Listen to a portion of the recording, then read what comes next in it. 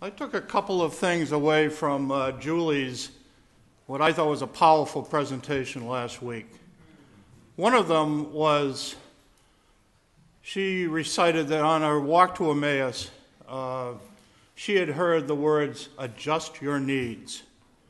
And while in a very different context, of course, I have, of course, been thinking about stewardship since Ruth put me on this task, but I sort of thought it might come out something like, adjust your needs, increase your stewardship.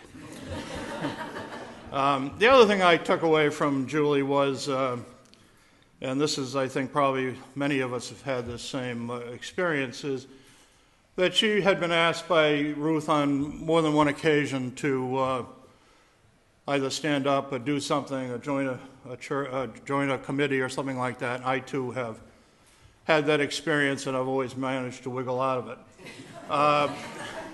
But after Ruth presided over the ceremony of the wedding of my son and my daughter-in-law about a month ago, it was really a tremendous service, and I knew that I could no longer avoid her.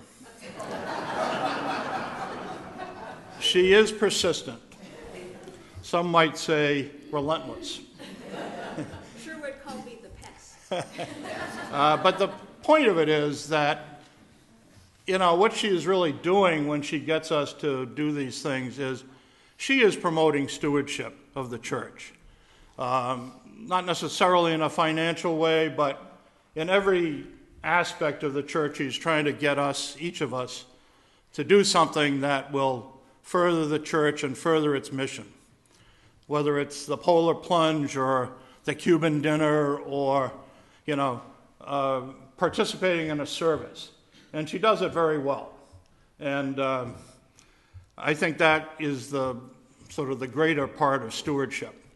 Anyway, on to the task. The things that Pastor Ruth can do are really quite amazing. Cooking up a feast for Dick, all the while the outrageous she is requesting.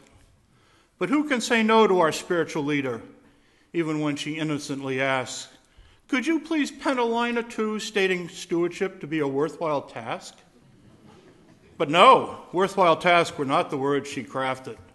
Rather, why it is fun to give to the church was what she requested. Of course, that made my job the harder still, as I had never thought it fun to contribute to the till. So while I was feeling for myself no relief and was wondering why I, of all of us, should bear this grief, it occurred to me on further thought that perhaps Ruth was right. Giving could be fun, I reasoned, although still bemoaning my plight. Especially for a bloke like me who little for the church I do, compared to Ruth and Burl and Sue and Joe and others too. But as importantly to those others, too many to recall, who give their many talents, time, and to their church, this church, their all. But what is stewardship and Stewardship Sunday to myself, I asked. Can we just make a pledge today and for the rest of the year in our generosity we bask? No, I concluded. Stewardship is an ever-present and continuous affair. This is our church, and its mission and its fate are in the hands of all of us to bear. But why should we contribute our hard-earned money to the church on the Cape, I mused. Yes, there are utilities and salaries and other necessities for which the money must be used, but more importantly, to allow the church to do what it does best, both here and afar, to the sick and ailing, to give great comfort and rest. So does stewardship entail an obligation that is merely monetary? Though some might disagree, I believe it to be a more general responsibility.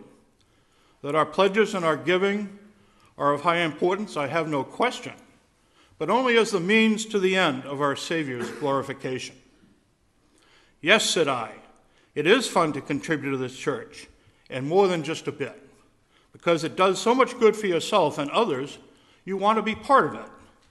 And besides, when each of us must ultimately turn to the church for aid, it cannot be said with any truth that our dues have not been paid.